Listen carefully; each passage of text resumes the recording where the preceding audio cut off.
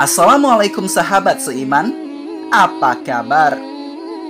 Waktu fajar adalah waktu yang sangat berharga. Di dalamnya tersimpan banyak rahasia, baik itu kesehatan maupun kesuksesan dalam hidup. Itulah mengapa Rasulullah sangat menganjurkan agar kita bangun sebelum fajar menyingsing. Dalam salah satu hadisnya, Rasulullah Shallallahu Alaihi Wasallam bersabda, 2 rakaat sebelum subuh lebih baik daripada dunia dan isinya. Hadis riwayat Muslim. Para ulama dan para pakar kesehatan banyak mengupas terkait rahasia bangun pada waktu ini. Dan bagaimanakah kiat-kiat untuk bisa bangun waktu subuh? Sebelum lanjut, mari dukung channel ini dengan cara klik tombol subscribe dan nyalakan lonceng notifikasinya supaya tidak ketinggalan info-info terbaru dari channel ini.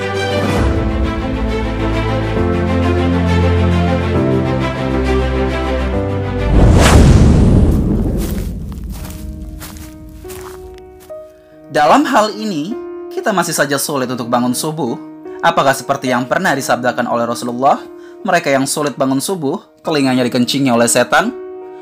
Dalam sebuah hadis, Rasulullah menjelaskan mereka yang tidak bangun subuh disebut dikencingi oleh setan. Benarkah hadis tersebut dan bagaimana pendapat ulama tentang itu? Dari Abdullah bin Mas'ud, bahwa pada saat pertemuan dengan Rasulullah Shallallahu Alaihi Wasallam, ada seorang laki-laki yang tidak hadir. Lalu ada seseorang yang memberitahu dia masih tidur hingga pagi tadi dan tidak bangun untuk sholat. Rasulullah Shallallahu Alaihi Wasallam kemudian bersabda, setan telah mengencingi telinganya. Bagaimanakah pendapat para ulama terkait hadis tersebut tentang maksud telinga yang dikencingi? Dari Al-Qadi Iyad memahami hadis ini secara tekstual, dikhususkan kata telinga yang dikencingi karena telinganya pusat pendengaran untuk diingatkan.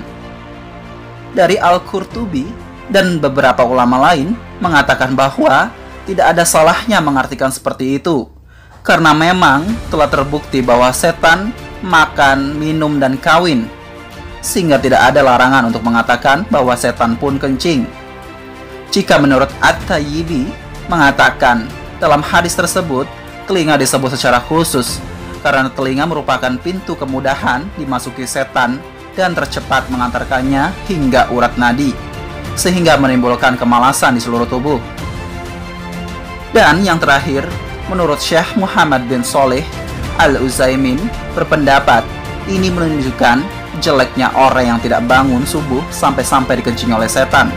Artinya, setan saja sudah tidak suka, apalagi jika sampai dikencingi oleh makhluk tersebut.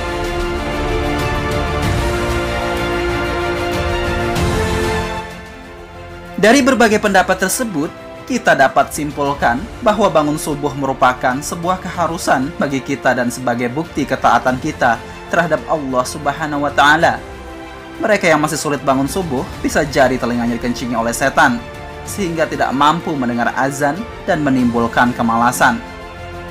Lalu, bagaimanakah agar kita bisa bangun tepat waktu, yakni sebelum subuh?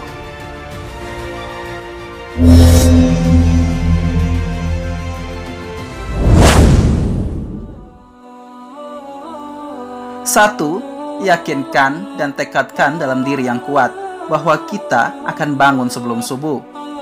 Yang kedua, tidur lebih awal dan wudhu terlebih dahulu sebelum tidur.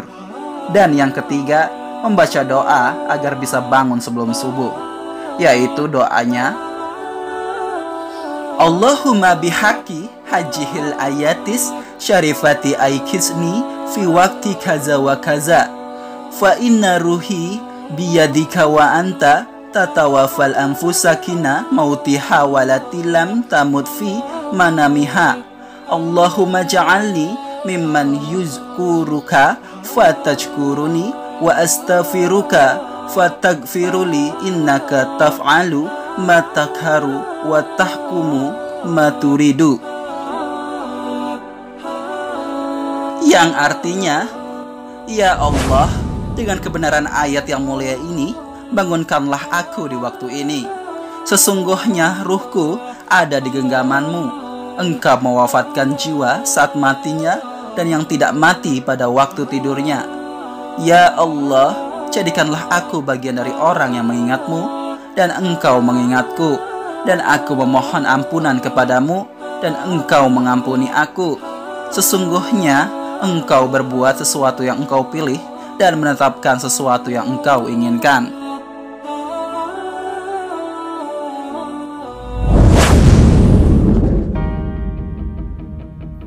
Semoga kita diberikan kemampuan untuk bisa istiqomah bangun di waktu subuh. Karena hal ini sangat baik bagi kehidupan di dunia maupun di akhirat. Terus tonton Suka-Suka Channel dan selalu gali informasi yang bermanfaat, karena sehebat-hebat manusia adalah manusia yang berpengetahuan. Wallahu a'lam bishawab.